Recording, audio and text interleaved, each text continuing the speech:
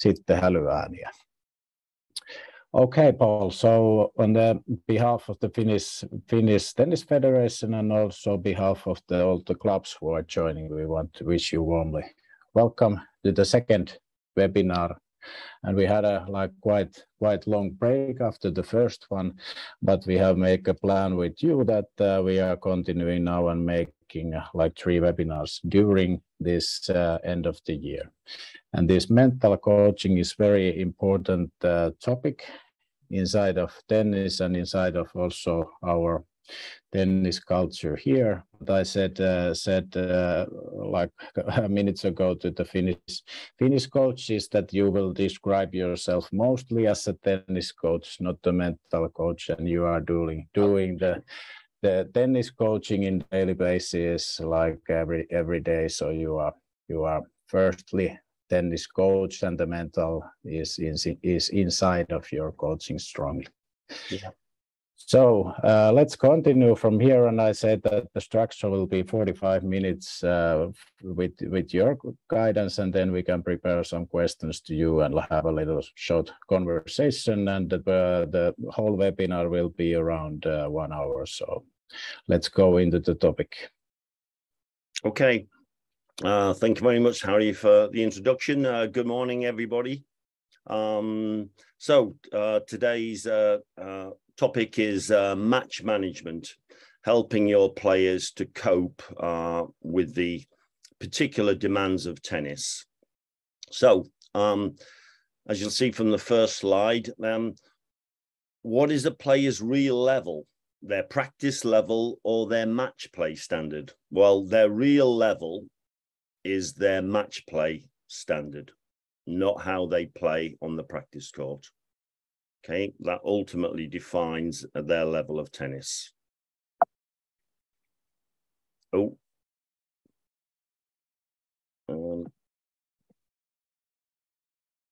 Doesn't seem to be going, Harry. Do I have to share again? Yeah, it's the same slide. The first slide is what I see. Yeah. Okay. Yeah, now it changed. Yeah. Fine. Yeah. So, fact, 10% is tournament competition. The 90% of players' tennis activity is practice. However, their career is defined by their performance on the match court. Yep, not the practice court. So we have to look at those circles below and try and ensure that quite often practice and competition are blended together. So if we want to help them be better match players, then let's try and make sure practice is similar. Does it look and feel like the match? That's one way to develop match plays. Does the tennis court in practice look like and feel like the match court? So even if you didn't do anything else about mental skills, you listen to Rafa and there's no particular specific mental skills. He doesn't go in a room with a psychologist, etc. It's just how he views practice training. So a phrase we often use in our pedagogy is, does it look and feel like? So does it look like would mean, okay, is the ball fed from the match play situation? Does the situation you're setting up, if it's a defense of or an attacking forehand, well, is the feed the correct feed? Is it from the right place of the court? Are both players, the receiver, both ends, are they in the right place? Do they get a feel? Does it look like the match court? And then obviously, if we're talking about, does it feel like competition? Well, that would relate to emotions. So if we want things to feel like the competition, then we have to, well, in many ways, look to make it exciting, certainly put scores on it, make it competitive, and maybe even sometimes put some consequences on it, which I'll discuss in a lot more detail in the next presentation, which is on pressure training and developing smart players. Okay. My clicker doesn't seem to be working, Harry. Yeah, there is nothing happening. It's still that same slide. Okay, now we go. Yeah, now we go. So, players need to be able to cope with the demands of tennis. Okay, so they need to be able to get themselves ready for cope pre-match. Lots of matches are won and lost before they step on the court. During the match, post-match, because in a way, what happens after the match is the preparation for the next match. How well do they cope with that and learn from that? In the match itself, can they manage themselves, manage the game, manage the environment, and manage the opponents? And if you have the 3 above and the 4 below, and you're good at those, that means you're pretty good at match management. Okay, you've probably heard of the phrase thoughts, feelings, and behaviors. Sometimes it's feelings, thoughts, and behaviors. What we believe influences what we do and what we say. So we have some things called rules of self. If you can't look on the left side of the screen, the bits in red, these are some rules of self which are unhelpful. I could do this in practice, so I should be doing it now. If you had that belief, I wonder how that would negatively affect how you practice. Rules of tennis. Someone believes you are not allowed to play like that. Things have to be my way. You can imagine if someone had that particular belief about the game, you are not allowed to play like that, then how that would affect them. We have a phrase in our country, someone who is very consistent. Players term them a negative phrase of "you are a hacker." I don't know what the Finnish term is, but someone who just gets the ball back all the time is reactive, never tries to attack. But if players view that negatively, it will, and they believe, well, that's not a proper way of playing, then it will affect their ability as a match player. So we actually have, with some of our players, we provide them with a tennis ball and we get them to write on the tennis ball if you look at the blue ones, a positive belief they have, either about the game or themselves. So, for example, rules of self will be, I will sometimes make difficult balls and miss easy ones. And sometimes just by having that always present, it helps them to tolerate making a mistake, which they will. Okay.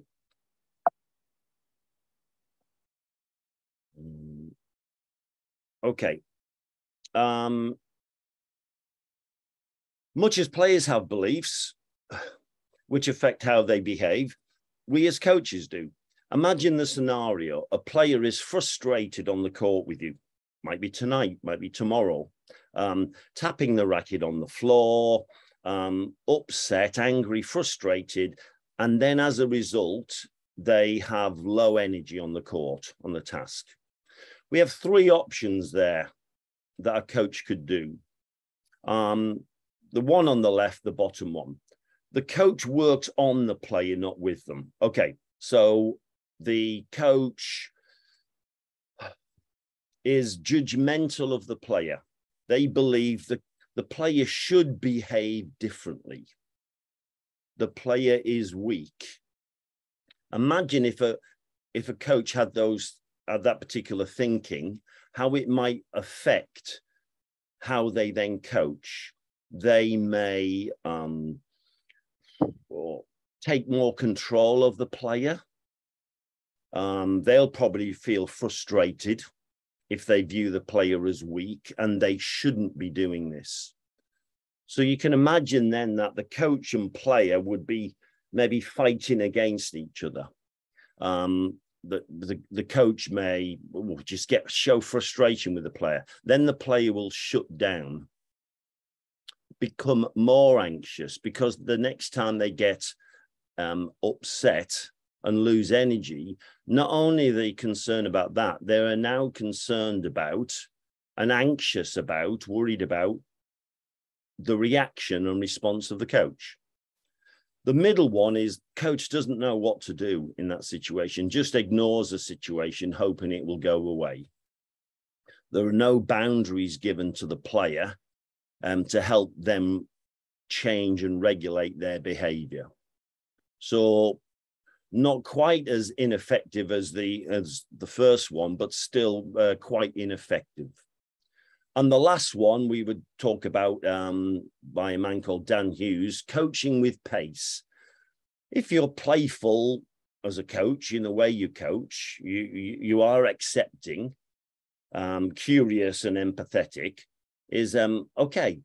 That allows you to tolerate what's happened, understand what's happened, which allows you to ask a few more questions about what's going on with the player. An example of this is we would sometimes use a scaling question. So imagine a player is upset on the court, low energy, you spot it, they're not trying hard. Imagine you went to the player and say, okay, Harry, on a scale of 1 to 10 for working hard, for giving energy, 10's high, 1's low, where are you at the moment? Let's say Harry says, 6.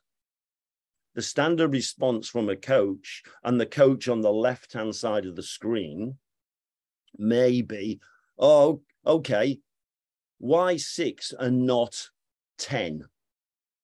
So the difference between 6 and 10 now, the player has to justify why they aren't as good as 10. So they'll say, oh, well, I don't feel too good, and I can't hit my forehand very well, and I had a bad day at school, or I just can't do this. So now you have a person in front of you who is not particularly that motivated. Imagine the other scenario. Okay, Harry, scale of 1 to 10, how hard are you working? Harry said, 6. Oh, okay, I believe you, Harry. Could you tell me why 6 and not a 2? All of a sudden, Harry goes, he'll be taken by surprise, because people are very rarely asked that. Why a 6 and not a 2? Okay, so essentially, why higher than a 2? Well, I did get that ball over there and chase that one down, even though I didn't really feel it. Okay, yeah, why else? Well, my first step after that forehand, after my serve, was really good. Okay, and now all of a sudden, you have a totally different individual in front of you. So I think we all have to have a check on what beliefs we have as a coach and how that helps us to respond to our players on the court. Okay.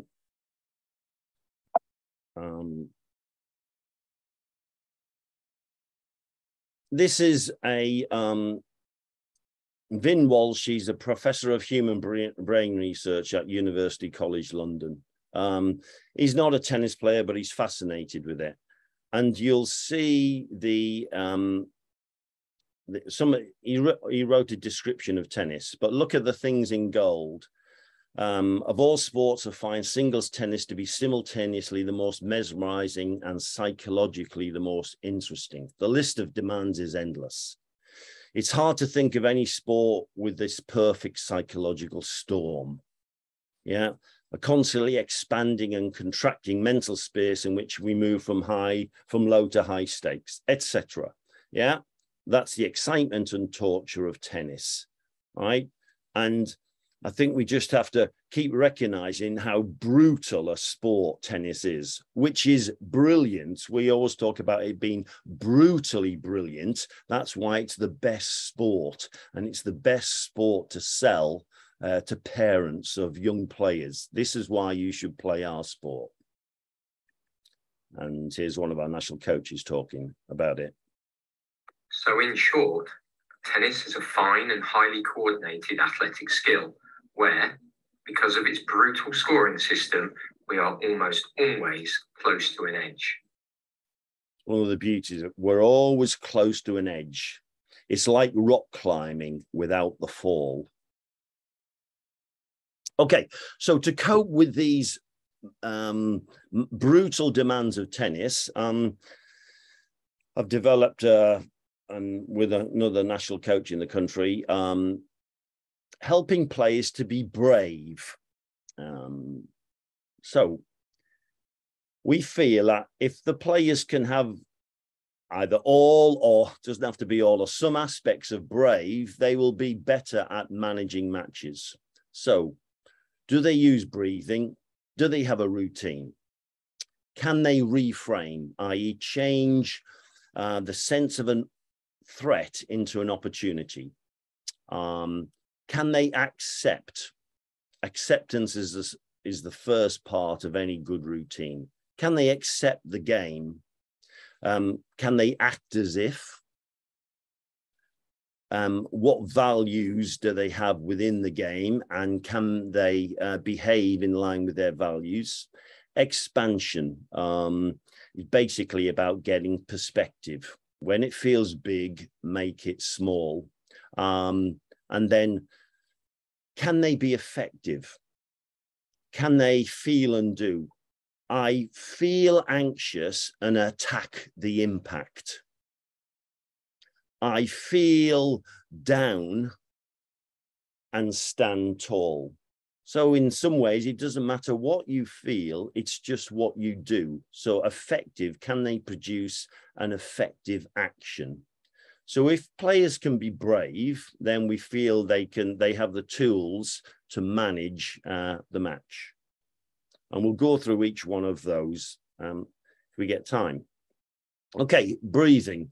If I asked you all now to, take 6 slow, deep breaths, you would feel an easing of tension in your body. You'd connect with your body. You wouldn't be out of your body. You'd be a sense that time slows down, because when we're under pressure, time speeds up. We would have a quieter mind. When we're under pressure, we have task irrelevant thoughts. We have lots of chatter going on. Soon as you breathe, that chatter reduces. Okay. So one of our national coaches. Harry. For the next end, the challenge is on the first point. After the point is to take one really good quality deep breath. In for 3, out for 5. On the next point, not to do that. Then on the point after, quality deep breath. Always, almost great way of looking at it. Juice court, after every juice court point, take a really good quality deep breath. On every ad court point, go.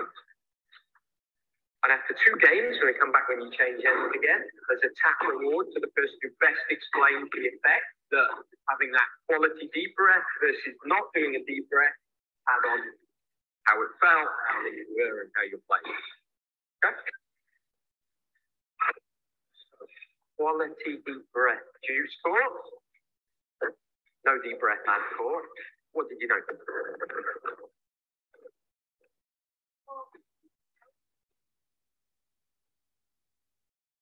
Rid of everything, right? Versus, and we're talking about the deep breath here as opposed to the. Okay. When did you do it? Did you do it like straight away after the point? Did you do it after a moment before?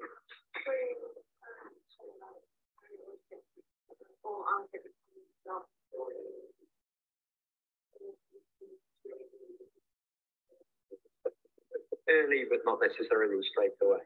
Yeah, that makes sense. So feeling like you were breathing out any frustration that might happen. Does it have an impact on how you feel about the time between points? Not doing it, doing it? It doesn't have an impact on my game. What about the time that you feel between points? I'm still more calm. More calm. Not just like,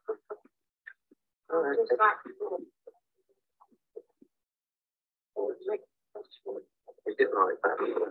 More in the moment, often breathing and take a deep breath. There's a sense that time slows down. Okay, so I suppose alternating between calm breathing and no breathing, it's a bit like skill acquisition, isn't it? For any other maybe technical skill, you would help them with do the new way, do the old way, do the new way, do the old way. So they contrast it. So that seemed to really help those players on that particular exercise. All right. Okay.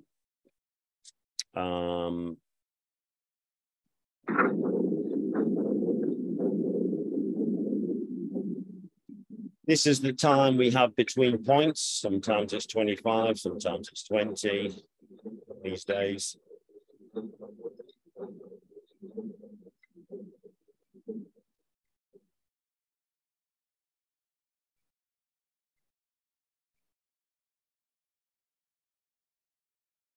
So the time between points can be a player's best friend or their worst enemy.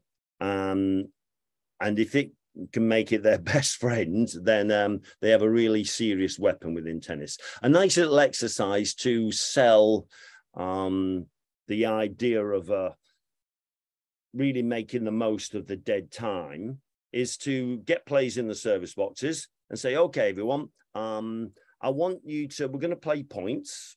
It could be at the back of the court, doesn't have to be service boxes. And I want you to change your technique of hitting from point to point. So play a point, you might play it with a one-handed backhand with a straight take back. Next point, you might change to a two-handed backhand with more of a higher take back. You'll change, you'll hit with a certain grip on your forehand. The next point, you might have tried to change the grip on your forehand. And it won't take long for the players to look at you basically thinking, are you crazy, coach? We're playing worse. Why would we change our technique of hitting from point to point? And you'd agree with them. And then similarly, then you could say, okay, yeah, so you wouldn't want to change your technique of hitting from point to point, but you're quite happy sometimes to change your technique of thinking from point to point. So if you had consistency in thinking from point to point, like consistency of hitting from point to point, you may be a more effective player. So that's quite a fun little sell. Just quickly explaining tennis, the S and F scale up the top, the left-hand side is success and failure. And if we look at those, difference between tennis, sprinting, football, golf, our sports like someone's heart rate. So it's up and down all the time. Success, failure, success, failure, success, failure, right? Whereas the others, golf, we experience failure or success less. Ours is very frequent, always close to an edge. And it's interesting, on the scale on the bottom, the blue scale where we say preparing to compete and competitive opportunity. So each white line is a competitive opportunity. So the first white line on the left here, that could be, okay, we're preparing for a tournament 4 weeks away. Now, if you said to the player, I don't want you to pick up a racket from here until the day of the tournament, they'd be very surprised and shocked and probably wouldn't do it. because they wouldn't feel as though they're not rehearsed or practiced enough for that particular event. So similarly for a tournament 2 weeks later, similarly for a tournament where they're playing on the weekend and during the week you ask them not to play, they'd be similarly worried that they won't be ready for that next competitive opportunity, which is the tournament on Saturday and Sunday. But as we reduce that preparing to compete phase, the blue, as we reduce it, as we reduce it, as we reduce it, and eventually we reduce that time between competitive opportunities, not from 4 weeks, from one tournament to the next, but for 20 seconds. From one point, a competitive opportunity, to the next competitive opportunity 20 seconds later. So explaining it like that to players also helps them buy into this idea of having a good, solid routine. Okay. A battery full of energy from red to green, right? After each point, they indicate by moving a marker on the court, a scale at the back of the court, how much energy they have left in their competitive battery. All right. We can ask them questions such as, how do you know your battery is fully charged? What is the biggest thing you do to fully recharge your battery? So we'll have a look at this. The other week, we put a marker down. Do you remember we developing that routine? Jack, do you remember what your 3 words were?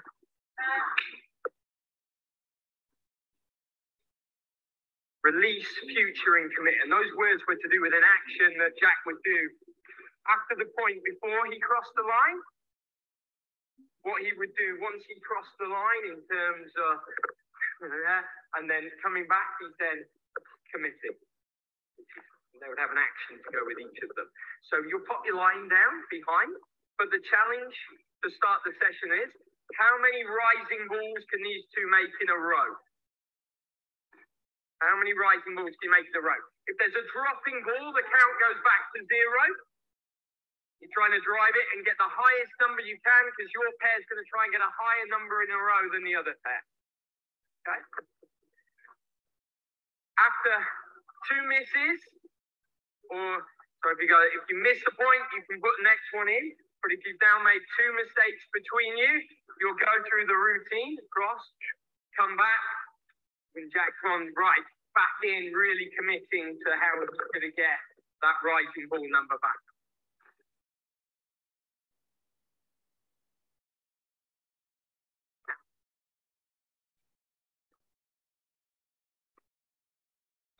So walks behind the line and then back in front of the line again, doing an action in each one. So after finishing a point, he would be here in A. He would have some type of response, something he does, which is agreed. Now goes behind the line at B, has some response, makes some type of gesture, and then comes back in front of the line again for C. Okay. Other aspects of routines, get players to play at a 7-point tiebreak. Each player is given 2 time cards to play. One where the opponent has to play within 5 seconds. The other where they have to play and come back where it's longer than 20 seconds, right? So players get a chance to feel a short amount of time and a longer amount of time in between points.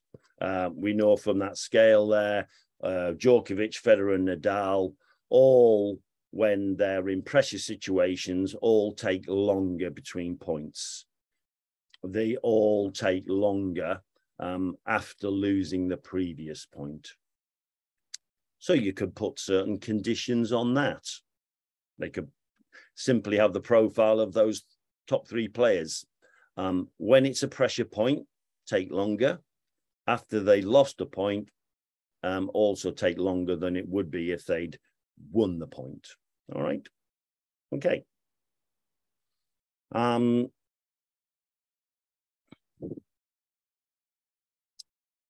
These are just a scale we play around with, moving from anger through to frustration to overly excited, all the way down to disengaged, yeah, where they're flying away from the situation. One thing I would say in all this, I won't talk about it too much, is one of the biggest emotions is anxiety. And anxiety is often camouflaged by anger and frustration. So when players are seemingly angry or frustrated, often stop a minute and try and look underneath the player, because the emotion you may want to tackle is one of anxiety, not necessarily anger or frustration.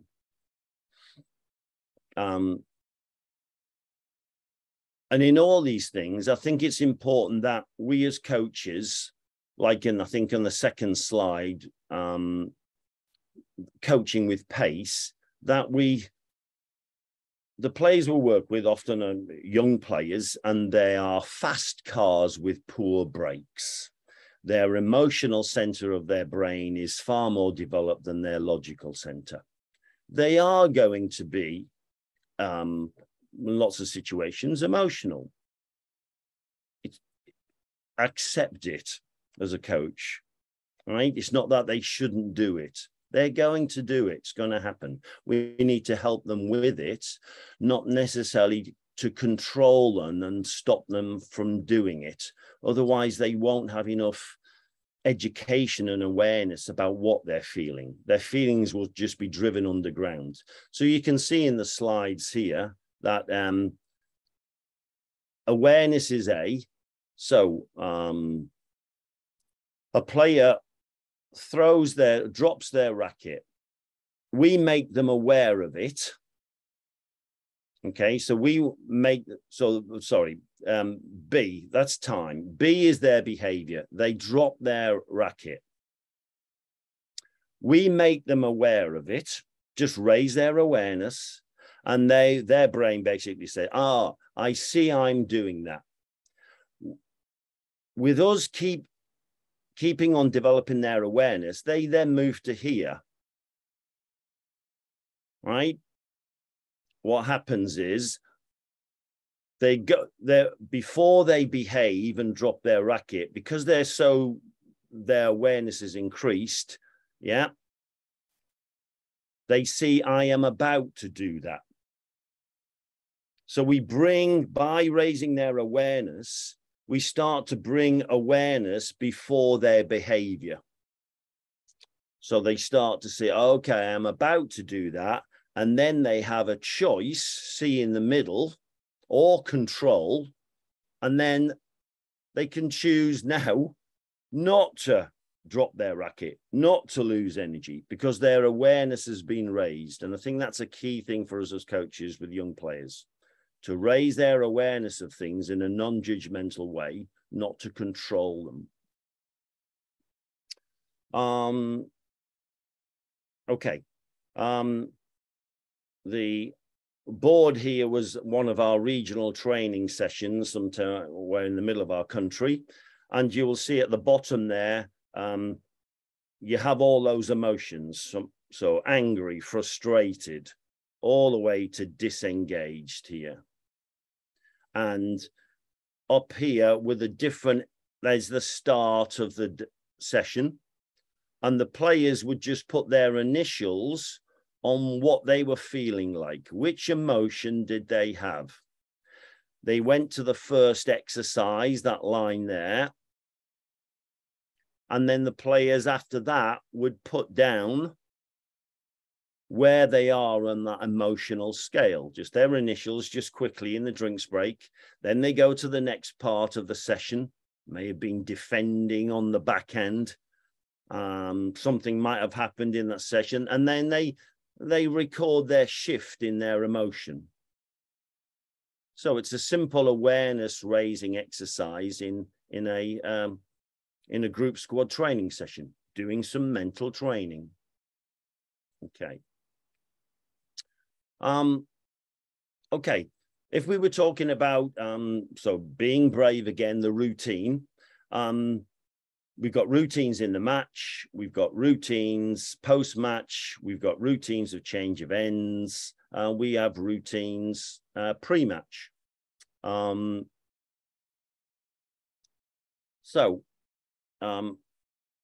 Quite simply, we would use a traffic light system for the players.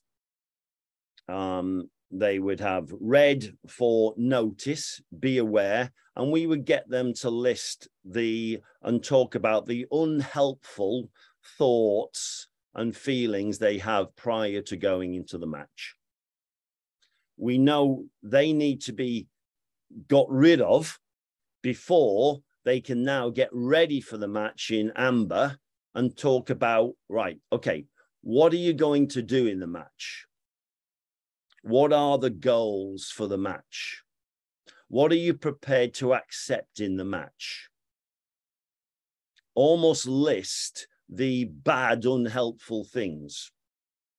What are you going to do when you're love 3 down after 5 minutes and your best shot is not working? Imagine that. How do you want to react, respond to that? What do you want to think and do? And then after we've done that, we would then go on to the green phase. And I can send you more information, all this to Harry, if you wish. We go to, right, okay, now really getting them ready to go. And we use something called the 4 I's. I choose to be here because, and they complete the rest of the phrase. I will give my best effort. And that is all anyone can ask for, and I can deal with the consequences. I have the chance to. They complete the rest of it. I am ready for and excited about this challenge because. And the reason for the last 2, 3, and 4 there is because our brain naturally, in a stressful situation, competition, often thinks more about threat than challenge. So this is really trying to nudge them to think more about the opportunity. Okay.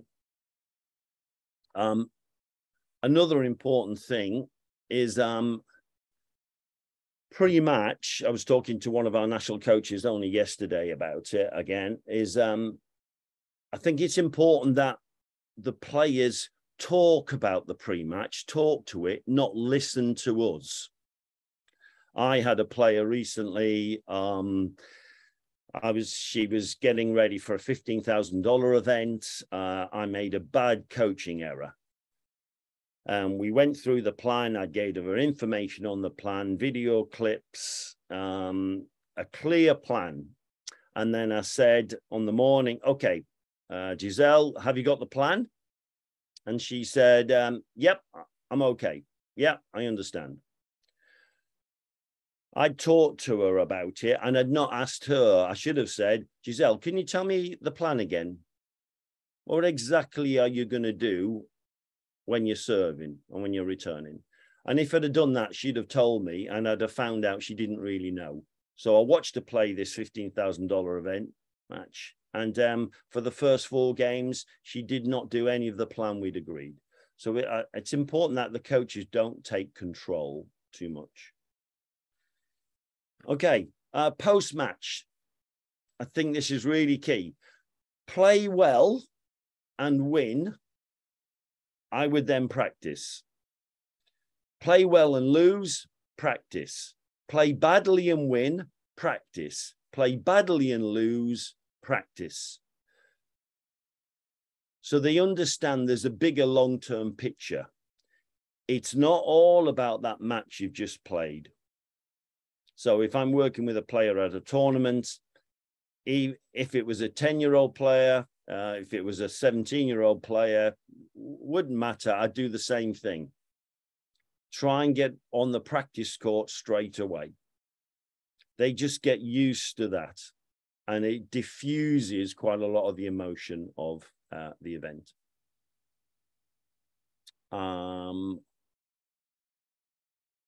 Okay. This idea of cycle between practice, compete, learn from the competition,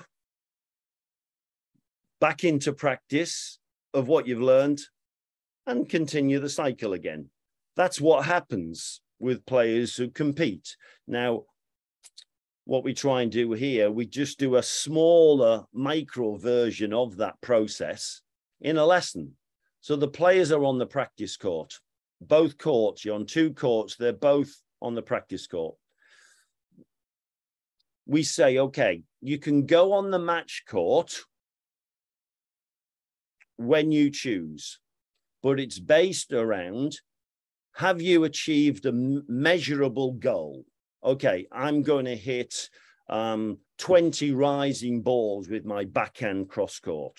Something which is measurable with a full recovery after each one. Okay, fine. So there might be something measurable, a finish line to cross. If they do that, then they can say, okay, now I want to go on the match court and test my skills that I've just practiced on the practice court.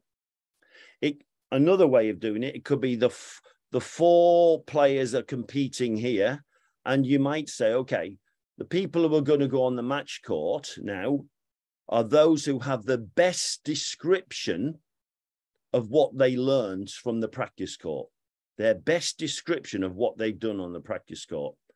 So you might pick the top two, they go onto match court, and the other two stay on the practice court. So now we've got two on the practice court here and two playing a match. So finding ways for them to move and to earn the right to now go on the match court to test themselves. They're now on the match court, and then we might have an event of, okay, the best description of what you learned from the match. There might be two players playing, first to 10, add up all the points, one wins 10-7, but then they have a description of what they learned from the match. And that might be worth 4 points. So if the person who got 7 had the best description, she wins 11-10. Okay. So they learn from the match court, and then the players return to the practice court with specific areas they're going to work on, yeah, from the match. So we get this cycle, and we call that a sticky tournament. And I can send Harry some more details of that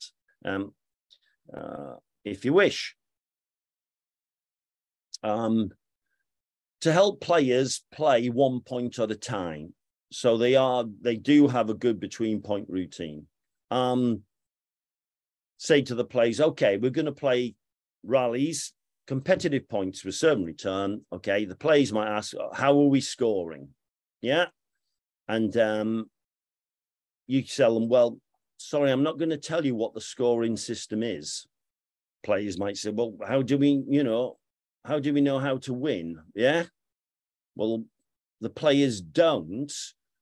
All they can now do is simply focus 1 point at a time. They don't know how they're going to win. You don't tell them.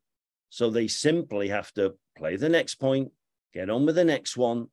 So it could be that the reasons you give for them winning, what you're looking for, is the player having longest consecutive runs of points. So the player who wins was the player, or that player won 4 points in a row, and the most the other person got was 3. So the player with 4 wins. The player who won more series of 2 points in a row, whatever you choose. But the idea is that they play competitive points without knowing what the scoring system is, so that you purely focus on 1 point at a time. Okay.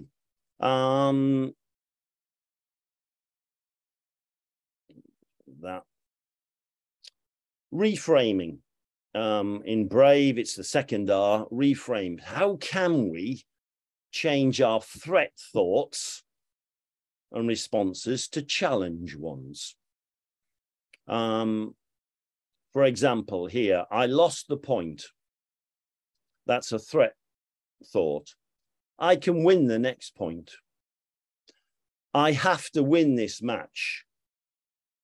That's an unhelpful expectation a player has. It's an unrealistic expectation. It's putting too much pressure on the player, and it's not a truth. It's not a truth. Most emotional threat thoughts are not true. The blue ones are more truthful, logical thoughts, which allows players to play at a better emotional temperature. So the response to I have to win this match is we need to acknowledge that I want to win this match, and yet it will make only 1% of the matches I will play this year. So we're attacking the player's emotional thought with logic, with truth and fact, because that is a fact. They do want to win the match, and it will only make up 1% of all the matches they will play that year. Okay. All right. What if I make too many unforced errors? It's not the amount of errors I make that will determine my chances, but my ability to repair them. We know tennis often at a high levels of 50-50 game. Someone wins 51%, the other one wins 49% of the points. Often things are you win one, lose one, win two, lose two. It's like that, all right? So it's more about the repair of the error, yeah, than the rupture, i.e. losing it.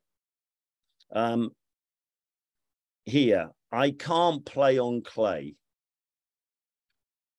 There's no good us telling a player, okay, when you feel that, think that. I want you to say, look in the mirror and say, I can play on clay. I can play on clay. But they won't believe it, if it's not a truth. So we just say, we acknowledge it. Clay is not my preferred surface, but I can compete on any surface. Okay. So this is not just about positive thinking. It's attacking the unhelpful negative emotion and thought with logic, truth, and fact.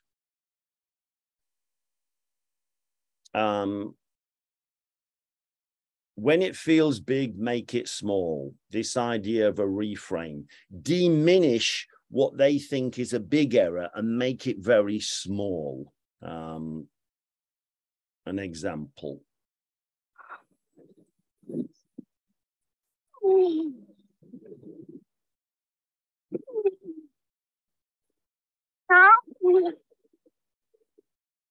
I'll do that again.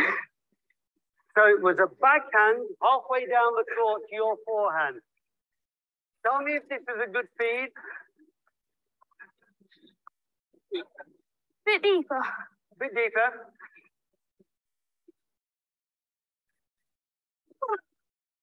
That's fine.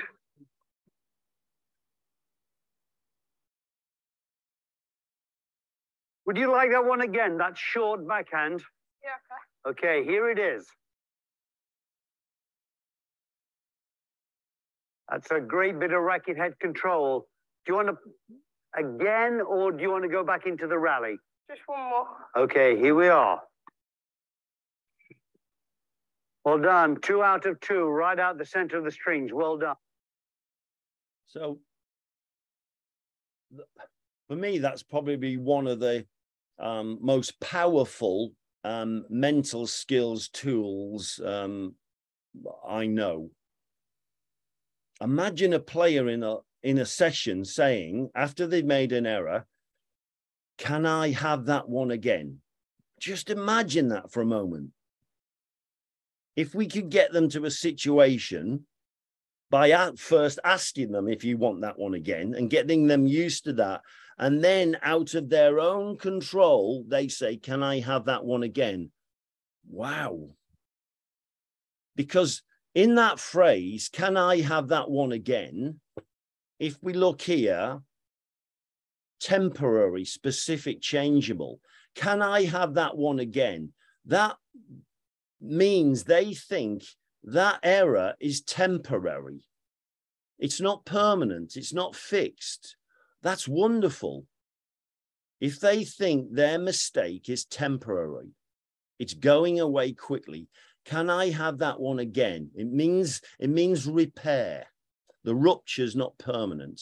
Specific. Can I have that one again? Not can I have a backhand again? That particular backhand.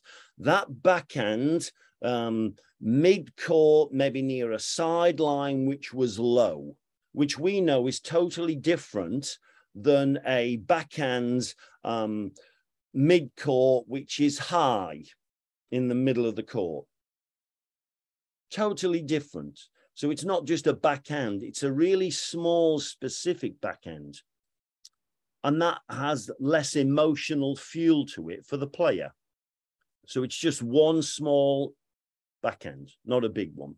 And can I have that one again means it's changeable, the mistake.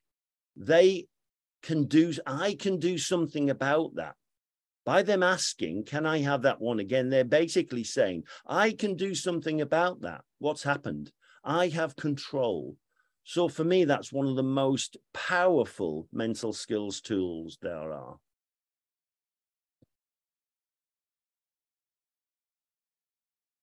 Okay. Another aspect of reframes,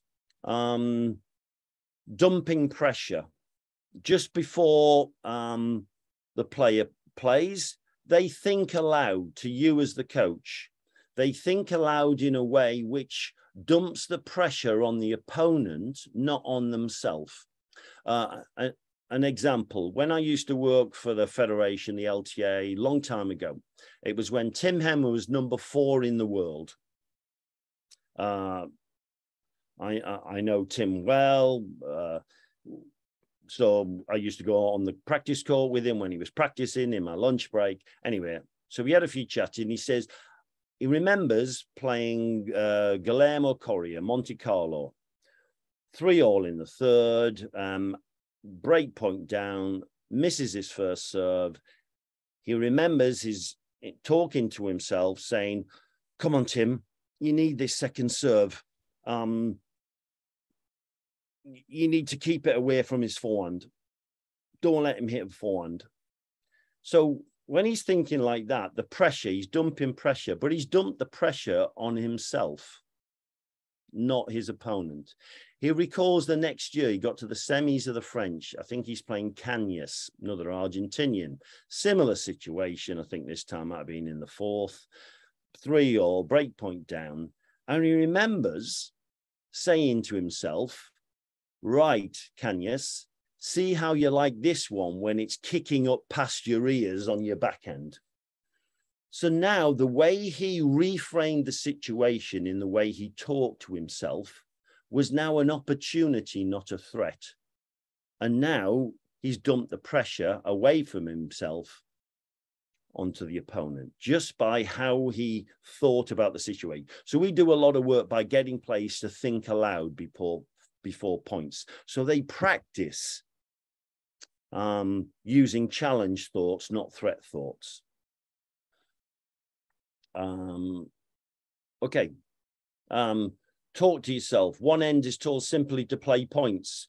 The other end is given self-talk words they can use. Keep working, keep searching, next job. Yeah, it's a game, etc. Pressure on then, come on. Those type of things. So, because we have thoughts that come into our mind, fine, we can't do anything about those, right? But we can do something about our own self-talk. We do our self-talk to ourselves. You do your self-talk. Okay. Okay. I might make this the last one, Harry. I work with quite a lot of our good players in the country, juniors. This was one person I was asked to do some work with in a bit more of a mental skills capacity, but I suppose it's an example of, well, not necessarily how practical and simple it can be, and how we as coaches, I'm a coach, can do it. So the player was playing in a large national event. 3 of the top players weren't in it due to being abroad. This player is now in the tournament, 4th player, now number 1 ranked in the tournament, but a high-level tournament. So a little bit of anxiety and worry about it, she expressed. Okay, so we did some work through telephone conversation and then some work on the court. So you'll be able to see what happened. One of the things I did do is, if you look at these, I went online and find out 10 tournaments of different levels, all from $100,000 events, all to futures, all the way to ITFs, grade 5s, etc. And I asked her, you know, how many of those tournaments were won by the number 1 seed? She said 3. And I said, well, close, but actually, really, yeah, it was 0. So I knew she had a belief that I am the number 1 seed, therefore I should win. An unhelpful belief, which I had to try and challenge. So, Sophie, I said, I wonder if you could be the exception to that rule. The player who can beat the odds of being number 1 seed. So I'm trying to shift, her threat response into something which she thinks, oh, this is the challenge now. Okay. This is what we did on the court.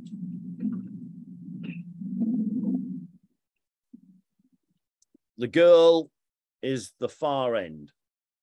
You will see a white thing at the back. You will see a white thing there. That's her towel. It's level with the sideline. Yeah.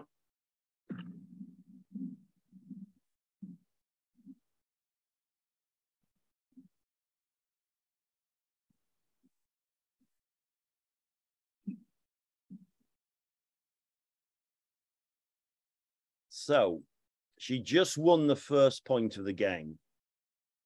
So I knew I wanted to give her a game within a game, a real sharp focus on something smaller. Otherwise, I knew her focus and attention would go to things she can't control. I have to win this tournament. Oh my goodness, now I'm not going to win. Okay. So her goal of this number 1 seed was to position the towel level with a single sideline after each change of ends. And her job, her game within the big game, was to move the towel from one sideline to the other within the next 2 games by either winning 2 consecutive points. So if she won 2 points in a row, she could move the towel a quarter of the way across the court. However, if she won the first point of every game, of any game, because that would build momentum, it would build scoreboard pressure, it would make the opponent who's playing the number 1 seed have a threat response to think, oh my goodness, I'm not going to get any points. I've lost another one. So get off to a good start. If she won the first point of any game, then she would move the towel half the width of the court. Okay. So you'll see her end of a change of ends. She's got her towel in her hand.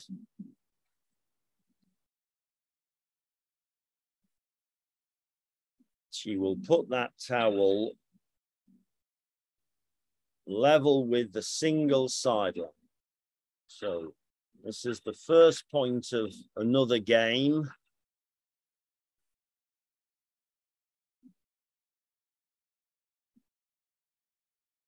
This girl at the time was 12. So she's won the point.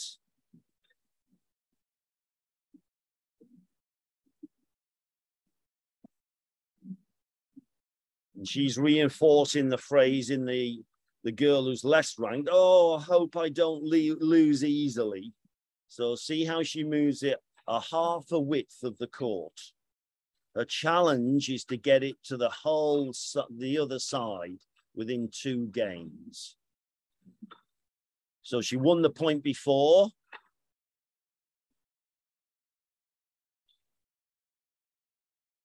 And she won that point. So that's 2 points in a row. So now she can move the towel a quarter. So she's moved it a quarter. So 1 more quarter, and she's achieved a game within a game.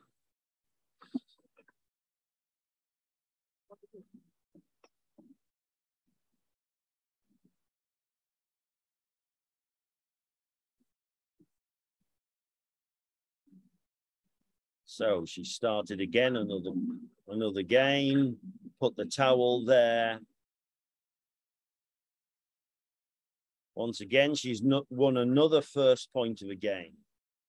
She's really focused on the task.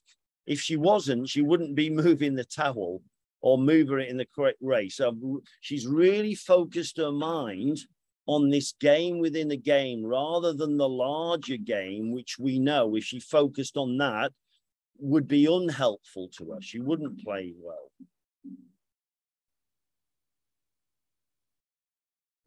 Okay, I think you get the idea for that. So that was a combination of an exercise on the court in the match, which we rehearsed before she actually played this tournament. And then also a little bit of just work off court by me looking at 10 tournaments that number 1 seeds have played in that particular week. And just to show her with logic and truth and fact that number 1 seeds, aren't expected and shouldn't win the tournament because the facts have said none of these 10 did. Can you be different? Okay.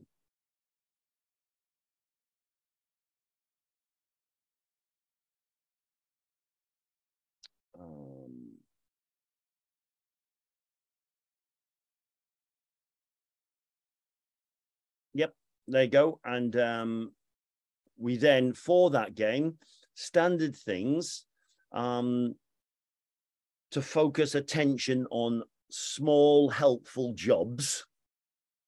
She also had the goal of winning 60% of first points.